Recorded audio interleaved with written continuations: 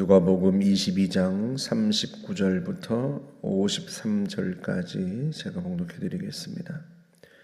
예수께서 나가사 습관을 따라 감람산에 가시매 제자들도 따라갔더니 그곳에 이르러 그들에게 이르시되 유혹에 빠지지 않게 기도하라 하시고 그들을 떠나 돌 던질 만큼 가서 무릎을 꿇고 기도하여 이르시되 아버지여, 만일 아버지의 뜻이거든 이 잔을 내게서 옮기시옵소서.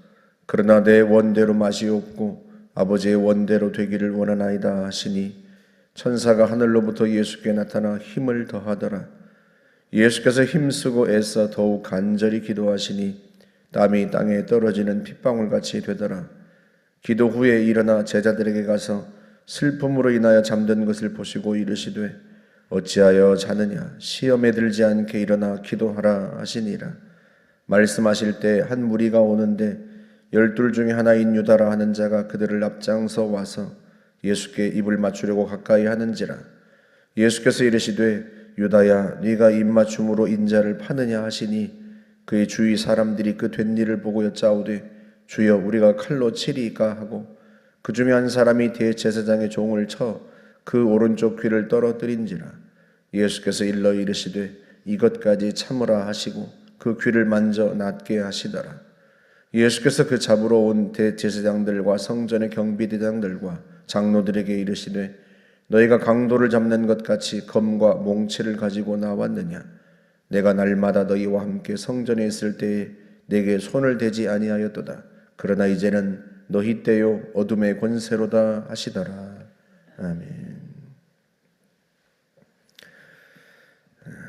마지막 만찬 후에 예수님께서 습관을 따라 감람산에 가셨다고 말씀을 합니다. 주님께서 예루살렘에 올라오실 때는 감람산에 가서 습관적으로 기도하셨던 거죠. 그곳에서 기도하시기 전에 제자들에게 당부하십니다. 유혹에 빠지지 않도록 깨어서 기도하여라 하고 주님이 기도하시는데 주님도 유혹에 직면하시죠. 그 기도 내용 속에 그게 담겨 있어요. 아버지의 뜻이거든 이 잔을 내게서 옮기시옵소서. 그러나 내 뜻대로 하지 마시고 아버지의 뜻대로 되기를 원합니다. 할 수만 있다면 이 고난의 잔을 주님도 받고 싶지 않으세요.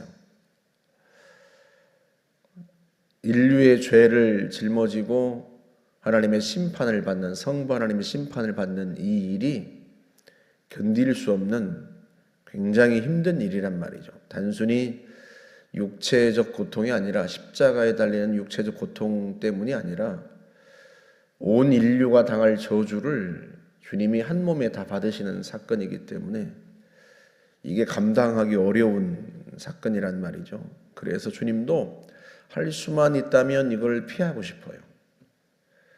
고난이 즐거운 사람이 누가 있습니까? 주님도 인간의 몸으로 이 땅에 오셨기 때문에 그 고난이 달갑지 않아요. 더군다나 주님께서 죄가 있어서 당하는 고난이 아니잖아요. 그런데 죄인처럼 불법자들처럼 취급당하는 수치를 당하고 그런 일인데 그래서 달갑지 않습니다. 주님의 기도 속에 주님도 유혹이 있고 그걸 보여주는데 제자들도 마찬가지죠. 베드로가 내가 주와 함께 죽는 곳에도 갈 준비가 되었습니다. 각오가 되었습니다. 그렇게 말을 했지만 그 호언장담이 흔들리는 때가 온단 말이죠. 그 시간이 와요. 유혹의 때가 옵니다. 누구에게나 다. 그런데 주님은 그 유혹 앞에서 그 유혹을 이기고 본인이 기도한 대로 아버지의 뜻대로 되기를 원해서 전심으로 기도합니다. 얼마나 간절히 기도했는지 땀이 땅에 떨어지는데 마치 핏방울 같아요. 얼마나 전심으로 기도했는지 천사가 하늘로부터 와서 도와야 할 만큼 온 힘을 다해서 기도합니다. 그만큼 우리에게 닥치는 유혹이 만만치 않다는 의미겠죠. 주님도 그렇게 간절히 기도해야 유혹을 물리치고 아버지의 뜻대로 간단 말이죠. 하물며 우리는 말해서 못하겠습니까? 그래서 주님께서 기도하라 하셨고, 기도하다 도중에 제자들에게 와서 보시죠. 왜? 기도해야 되는 때란 말이죠. 그런데 제자들이 잠들었어요. 아니나 다를까. 그래서 시험에 들지 않게 깨어 기도하라고 다시 당부하십니다. 누가복음에는 이 장면이 한 번밖에 나오지 않지만 마태복음이나 마가복음에는요, 주님께서 두 번씩이나 더 오셔가지고 시험에 들지 않도록 기도하라고 당부하시는 장면이 나옵니다. 세 번째 다시 와서는 이제 됐다 하고 말씀하시죠. 그만큼 주님이 앞으로 제자들이 닥칠 그 시험, 그 유혹이 크기 때문에 자신도 기도하지만 제자들도 기도하도록 당부하셨던 거예요. 우리도 마찬가지입니다, 여러분. 우리가 이 땅을 살아가면서 우리의 믿음이 위기에 직면하는 때가 옵니다. 시험의 때가 오고요, 유혹의 때가 옵니다. 예수님께서 제자들에게 깨어 기도하라고 하셨는데, 시험에 들지 않도록 깨어 기도하라고 하셨는데 그때가 곧바로 오죠. 유다가 대제사장들과 장로들의 군병들을 거느리고 예수님을 체포하러 옵니다. 주님 뭐라고 말씀하세요? 내가 성전에서 가르쳤는데 그때 너희는 나를 잡지 않았다. 그런데 지금은 어둠의 때다. 어둠의 때. 그렇게 말씀을 하시죠. 너희 때고 어둠의 때다. 어둠의 권세다. 그러니까 우리가 유혹에 직면하고 시험에 맞닥뜨리는 그 때가 와요. 우리의 믿음이 시험에 처하는 때가 옵니다. 여러분, 역사적으로도요, 그런 때가 성도들에게 항상 있었어요. 일제강점기 때 신사참배의 시험이 온 성도들에게, 목회자와 성도들에게 있었고요. 그 시험의 때가 있었고요. 6.25 전쟁 때에도 공산군에 의해서 그 믿음이 시험받는 위기의 때가 있었고요. 역사적으로도 그렇고요. 오늘도 우리가 인생을 살아가면서 왜 나에게 이런 시험이 올까라고 생각되는, 왜 하나님이 나를 이런 시험에 직면하게 하실까라고 하는 그런 위기의 때가 옵니다. 그 때를 위해서 주님께서 기도하라 말씀하시는 거예요. 예수님도 그 시험에 직면하셨고 그걸 아시기 때문에 온 힘을 다해서 땀방울이 마치 핏방울처럼 될 때까지 그렇게 기도하셨고 그 유혹과 시험을 물리치기 위해.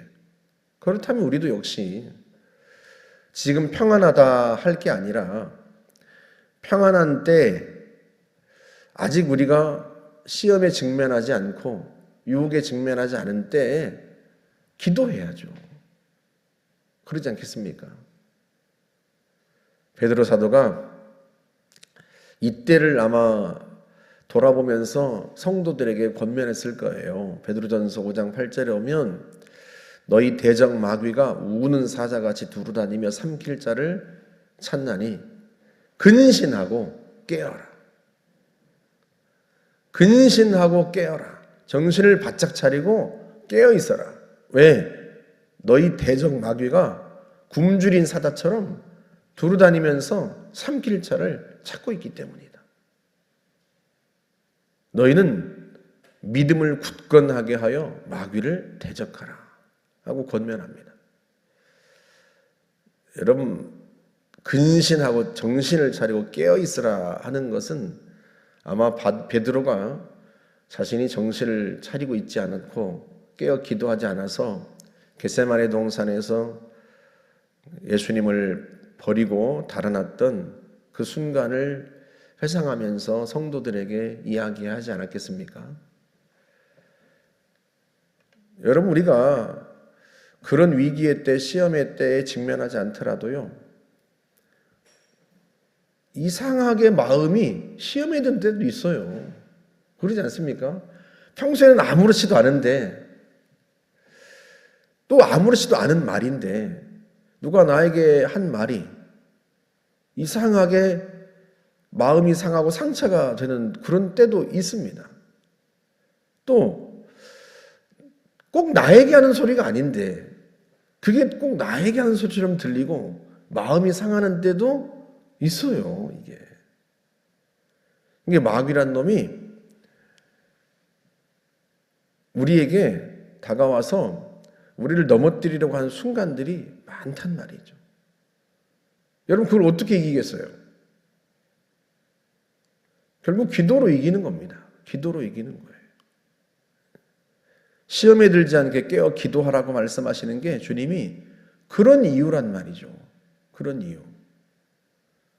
그래서 우리가 늘 성령 안에서 깨어서 기도해야 합니다. 무슨 일이 닥쳤기 때문에 기도하는 게 아니라 무슨 일이 닥치면 안 되니까 기도하는 거고, 내가 시험에 빠지면 안 되는 거고, 내가 유혹에 빠지면 안 되니까, 그래서 미리 대비하고 미리 기도하고 그러는 거예요. 베드로가 믿음을 굳건하게 하여 마귀를 대적하라 하고 권면하는데, 우리 믿음이 어떻게 굳건해지겠어요? 여러분, 기도로 굳건해지는 거예요. 기도로. 주님께서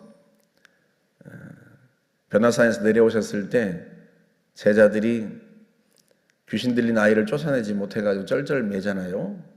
주님께서 그 아이를 고쳐주신 후에 나중에 제자들이 따로 조용히 묻습니다. 주님, 왜 우리는 고쳐주지 못했습니까? 왜 우리는 귀신을 쫓아내지 못했습니까? 그랬더니 마태복음 17장에서는요, 너희 믿음이 작은 까닭이다 하고 말씀하셨는데, 마가복음 9장에서는 기도 외에 다른 것으로는 이런 종류가 나갈 수 없다 하고 말씀하셔요. 그러니까 이게 주님의 대답이 하나는 믿음 때문이라고 말씀하시고 하나는 기도 때문이라고 말씀하시고, 어느 것이 옳은가? 늘 주님이 그렇게 평소에 제자들에게 그렇게 가르치셨던 거예요. 믿음과 기도를 한 묶음으로 늘 가르치셨던 거죠. 믿음이 곧 기도고요. 기도가 곧 믿음이에요. 여러분, 그래서 누가복음 18장에서도 우리가 이미 보았지만 예수님께서 항상 기도하고 낙심하지 말아야 된다. 그걸 비유로 가르치셨는데 결론 끝에서 뭐라고 말씀하세요? 그러나 인자가 올 때 이 땅에서 세상에서 믿음을 보겠느냐 하고 말씀하세요. 항상 기도할 것을 권면하셨는데, 그러면 주님이 끝에 결론에 가서 인자가 올 때 그렇게 항상 기도하는 사람을 보면 좋겠다 이렇게 말씀하셔야 이게 흐름상 자연스러운데, 그렇게 말씀하지 않고 인자가 이 땅에 올 때 믿음을 볼 수 있겠느냐 하고 말씀하세요. 결국 기도라고 하는 것은 믿음과 한 짝이에요. 짝. 기도하면 믿음이 생기고요, 믿음이 있는 사람은 또 기도하고, 기도할 때 우리가 믿음을 굳건하게 하게 되고요. 그래서 예수님께서 시험에 들지 않도록 깨어 기도하라고 말씀하신 거예요. 사랑하는 여러분, 우리가 정신을 바짝 차리고 기도합시다. 기도해서 믿음을 굳건하게 하고 그걸로 그 믿음으로 마귀를 대적합시다. 나를 자꾸 넘어뜨리려 하고 나를 뒤집으려고 하는 악한 마귀를 결국은 우리가 기도로 대적합니다. 기도로. 우리의 마음을 뒤집으려고 하는 악한 마귀를 볼 때마다, 그런 마음이 들 때마다 더러운 귀신아 예수의 이름으로 떠나라 선포하고 우리가 깨어서 기도해야 합니다. 그래야 시험의 때, 유혹의 때 그 유혹과 시험을 넉넉히 물리칠 수 있고요, 마귀를 대적하고 우리가 승리할 수 있습니다. 저와 여러분들이 늘 깨어 기도하는 기도자가 되시기를 주의 이름으로 축복합니다. 함께 기도하겠습니다. 좋으신 하나님 감사합니다. 우리에게 늘 깨어 기도하게 하시는 주님을 찬양합니다. 깨어 기도함으로 마귀를 대적하여 승리하는 자가 될 수 있기를 원합니다. 매 순간 주의 본을 따라 전심으로 깨어 기도하는 하나님의 사람들이 다 될 수 있도록 주님 복을 내려 주옵소서. 예수님의 이름으로 기도하옵나이다. 아멘.